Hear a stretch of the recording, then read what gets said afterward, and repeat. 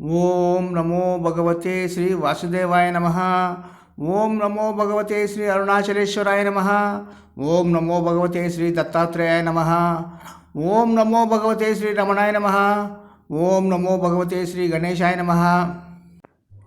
భగవద్గీత 3వ అధ్యాయము కర్మయోగము సంస్కృత శ్లోకములు 31 నుండి 43. ఏమే మతమిదం నిత్యం అనుతిష్ఠంతి మానవాః శ్రద్ధావంతో న సూయంతో ముచ్యంతే తేపి కర్మభిః. ఏ త్వేతదభ్యసూయంతో నానుతిష్ఠంతి మే మతం సర్వజ్ఞానవిమూఢాంస్తాన్ విద్ధి నష్టాన చేతసః. సదృశం చేష్టతే స్వస్యాః ప్రకృతేర్జ్ఞానవానపి ప్రకృతిం యాంతి భూతాని నిగ్రహః కిం కరిష్యతి. ఇంద్రియస్యేంద్రియస్యార్థే రాగద్వేషౌ వ్యవస్థితౌ తయోర్న వశమాగచ్చేత్ తౌ హ్యస్య పరిపంథినౌ. శ్రేయాన్ స్వధర్మో విగుణః పరధర్మాత్ సనుష్ఠితాత్. స్వధర్మే నిధనం శ్రేయః పరధర్మో భయావహః. అర్జున ఉవాచ అథ కేన ప్రయుక్తోయం పాపం చరతి పూరుషః అనిచ్ఛన్నపి వార్ష్ణేయ బలాదివ నియోజితః.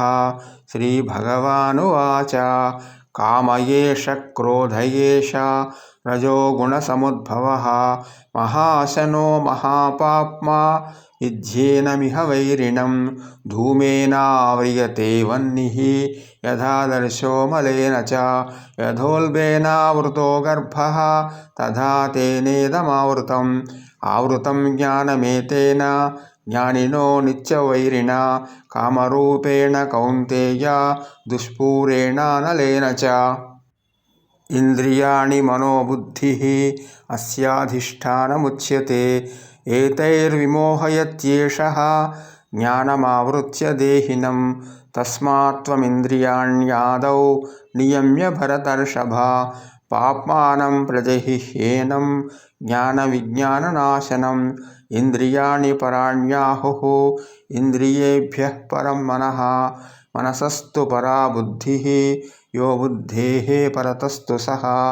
ఏవం బుద్ధేః పరం బుద్ధ్వా సంస్తభ్యాత్మానమాత్మనా జహి శత్రుం మహాబాహో కామరూపం దురాసదం. ఓం తత్సత్. ఇతి శ్రీమద్భగవద్గీతాసు ఉపనిషత్సు బ్రహ్మవిద్యాయాం యోగశాస్త్రే శ్రీకృష్ణార్జున సంవాదే కర్మయోగో నామ తృతీయోధ్యాయః. సర్వం శ్రీకృష్ణ పరబ్రహ్మార్పణమస్తు.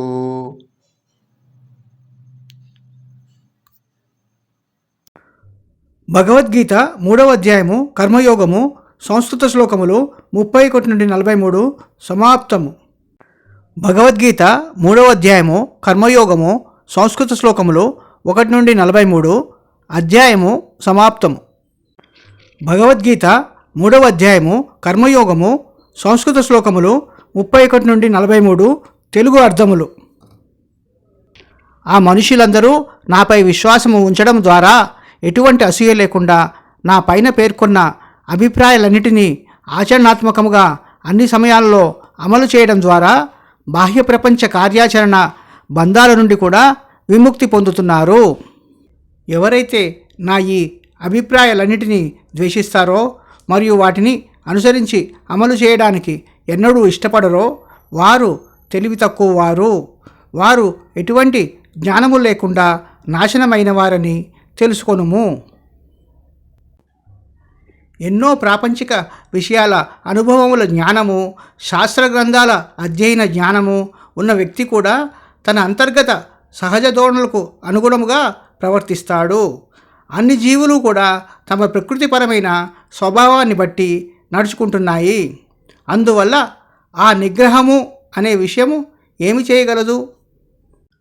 ప్రతి ఇంద్రియ అవయవము దాని సహజ లక్షణాల ప్రకారము తన సొంత ఆప్యాయతతో కూడిన అనుబంధములు మరియు ద్వేషపూరిత విషయాలను కలిగి ఉంటుంది. అవి శరీరంలో చాలా చక్కగా దృఢంగా ఉంటాయి. కానీ ఎవరు ఆ ఆప్యాయతతో కూడిన అనుబంధాలకు మరియు ద్వేషాలకు లొంగిపోకూడదు. ఎందుకంటే అవి మానవుల మీద తీవ్రమైన ఆధిపత్యం సాధించే శత్రువులు. చాలా చక్కగా అనుసరించిన ఇతరుల ధర్మవిధులకు బదులుగా స్వంత ధర్మవిధులు ఉత్తమమైనవి. అతని సొంత ధర్మబద్ధమైన విధులలో మరణము కూడా ప్రయోజనకరముగా ఉంటుంది. ఇతర ధర్మబద్ధమైన విధులు భయము కలిగించేవి. అర్జునుడు శ్రీకృష్ణుడిని ఇలా ప్రశ్నించాడు, ఓ కృష్ణ, మానవుడు ఏ పాపము చేయాలనే కోరిక లేకపోయినా ఏ విషయం ద్వారా ప్రేరేపించబడి బలవంతంగా పాపాలు చేస్తున్నాడు? సర్వోన్నత దేవుడు ఇలా పలికెను, ఓ అర్జున, నీవు అడిగిన దానికి కారణం ఏమిటంటే ప్రకృతిపరమైన సహజమైన కార్యాచరణ నుండి పుట్టిన కోరిక. అది రగిలిపోతున్న కోపంగా రూపాంతరము చెందుతోంది. ఈ కోరిక మీరు దాన్ని ఎంత మేరకు అనుభవించినా అది మిమ్మల్ని ఎన్నడూ సంతృప్తిగా ఉండనివ్వదు. ఈ కోరికే మహాపాపాలకు కారణము. ఈ కారణముగా నీవు దీనిని విముక్తి మార్గములో శత్రువుగా తెలుసుకొనుము. అగ్ని పొగతో కప్పబడినట్లుగా, అద్దము దుమ్ముతో కప్పబడినట్లుగా, గర్భంలో ఉన్న పిండము ఉమ్మనీరుతో కప్పబడినట్లుగా, ఆ విధముగానే ఆ కోరికతో పరమాత్మ గురించిన జ్ఞానము కప్పబడి ఉంటుంది. ఓ అర్జున, దేని ద్వారా కూడా పూరించలేనిది, నిప్పుల తృప్తి చెందలేనిది, నిరీక్షణ అనే గుణము కలిగినది, జ్ఞాని అయిన గురువుకు నిరంతర శత్రువైన ఈ కోరిక ద్వారా పరమాత్మ గురించిన జ్ఞానము కప్పబడి ఉంటుంది. ఈ కోరిక ఇంద్రియాలు మరియు ఇంద్రియ అవయవాలు, మనస్సు మరియు బుద్ధి కింద ఆశ్రయము పొందుతోంది. ఆ ఇంద్రియాలు మరియు సంబంధిత విషయాలతో కోరిక అనేది పరమాత్మ గురించిన జ్ఞానాన్ని కప్పి ఉంచడం ద్వారా మానవుడిని అత్యంత ఉద్వేగభరితమైన విషయములను సాధించుట కొరకు ఉంచడము జరుగుతుంది. ఓ భరతవంశంలోని శ్రేష్ఠుడా అర్జున, వీటన్నిటి కారణముగా మొట్టమొదటగా నీ ఇంద్రియాలను మరియు ఇంద్రియ అవయవాలను నిరోధించడం ద్వారా, గ్రంథాల ద్వారా మరియు అనుభవం ద్వారా పొందిన జ్ఞానాన్ని నాశనము చేసే పాపము యొక్క రూపమైన ఈ కోరికను తప్పనిసరిగా నీవు దానిని పూర్తిగా వదిలివేయాలి. శరీరము మరియు దాని ఇంద్రియ అవయవాలతో పోల్చినప్పుడు ఇంద్రియాలు గొప్పవి. ఇంద్రియాల కంటే మనస్సు గొప్పది. మనస్సు కంటే బుద్ధి గొప్పది.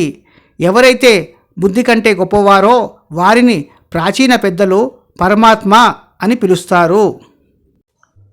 గొప్ప బాహువులు కలిగినవాడా ఓ అర్జున, ఈ విధముగా పరమాత్మ అనేది బుద్ధి పరిధికి అతీతము అని అర్థం చేసుకోవడం ద్వారా హేతుబద్ధమైన విచక్షణతో కూడిన బుద్ధితో మనస్సును అద్భుతమైన రీతిలో నియంత్రించడం చేసి గెలవడానికి కష్టముగా ఉన్న కోరిక రూపంలో ఉన్న శత్రువును నీవు నాశనము చేయము. భగవద్గీత 3వ అధ్యాయము కర్మయోగము, సంస్కృత శ్లోకములు 31 నుండి 43, తెలుగు అర్థములు సమాప్తము.